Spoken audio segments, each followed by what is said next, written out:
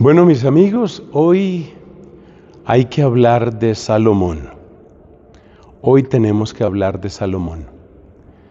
Yo quiero contarles que Salomón para mí ha sido una figura que, por lo menos en mi infancia, en mi adolescencia, me despertaba muchas preguntas, porque en aquel tiempo yo empecé a interesarme por la Biblia y me encontré con dos cosas que son como contradictorias en cuanto a Salomón.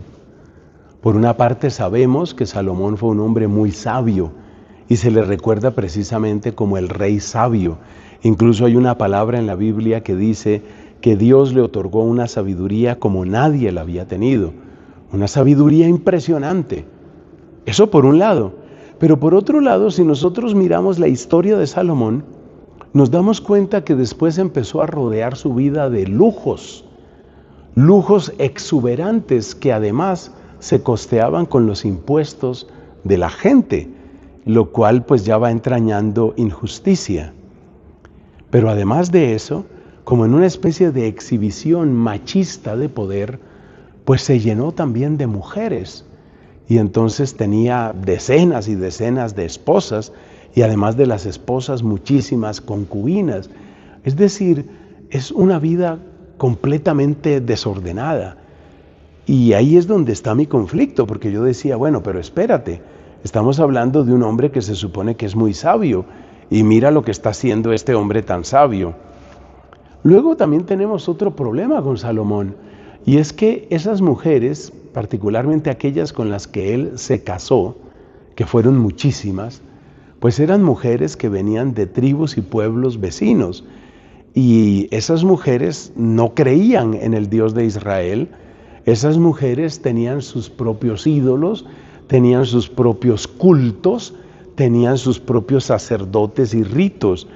Y como lo dice la misma Biblia, pues Jerusalén quedó totalmente repleta de toda esta idolatría, y el que estaba detrás de ese tristísimo estado de cosas, pues fue Salomón. Ese fue el que estuvo detrás, ese fue el que hizo tanto daño, porque finalmente fue Salomón el que trajo a todas esas mujeres idólatras, pues con sus ídolos y con sus ritos y con todo aquello. Entonces, de nuevo uno se pregunta, pero ¿dónde está la sabiduría? Y es aquí donde se requiere una explicación. Bueno, hay que decir un par de cosas. La primera, y creo que la más importante, es que la sabiduría tiene como distintas versiones, o voy a utilizar mejor la expresión que leemos en la carta de Santiago.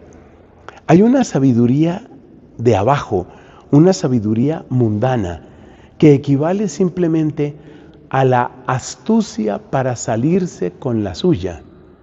Esa es la sabiduría mundana.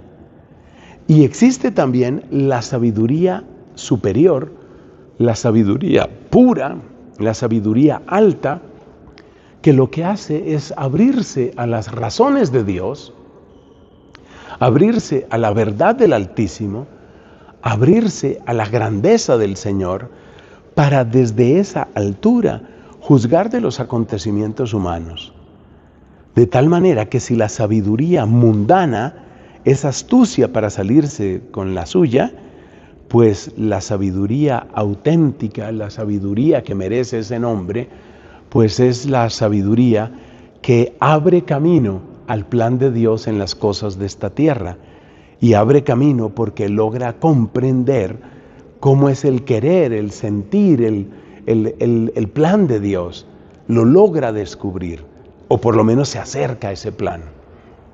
Entonces hay que entender que existen esos dos modos de sabiduría, y hay que entender que esos dos modos de sabiduría, pues aunque son tan opuestos, en algún momento se puede pasar de uno al otro. Sobre todo hay que tener cuidado, porque de la sabiduría que viene de lo alto, la sabiduría que es pura, la sabiduría que tiene aroma de Dios, se puede caer en lo otro. Lo que tienen en común estas dos formas de sabiduría es que en ambos casos hay una altísima inteligencia. Y entonces uno puede tener una altísima inteligencia para buscar cómo se sale con la suya. Entonces eso se convierte simplemente en astucia y se convierte en cómo aprovecharse de los demás y se convierte en cómo, por ejemplo, rodearse de lujo, lo que hizo Salomón, o rodearse de placeres, o rodearse incluso de enemigos, porque toda esa impureza que llegó a Jerusalén, pues finalmente pasó factura. Entonces las dos cosas que hay que entender es que la sabiduría tiene como esos dos caminos y a veces se puede utilizar la inteligencia para entrar en el misterio divino y para ayudar a descubrir las sendas de Dios. Es lo que han hecho grandes santos como son los doctores de la iglesia. Tú piensas en un San Alfonso María de Ligorio, en un San Alberto Magno, en un San Roberto Belarmino, en un Santo Tomás de Aquino. Ellos han sido sabios con esa sabiduría de lo alto. Pero también hay otras personas que han puesto su portentosa inteligencia al servicio de intereses rastreros. Y esas personas pues se han entregado completamente a la sabiduría baja, la sabiduría mundana.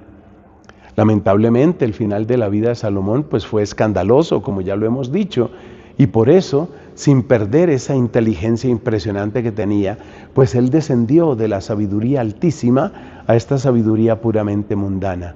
Le pasó a él, me puede pasar a mí, le puede pasar a cualquiera, porque finalmente ese entendimiento elevado, esa inteligencia profunda, es un don y como todos los dones se puede utilizar para bien o se puede utilizar para mal.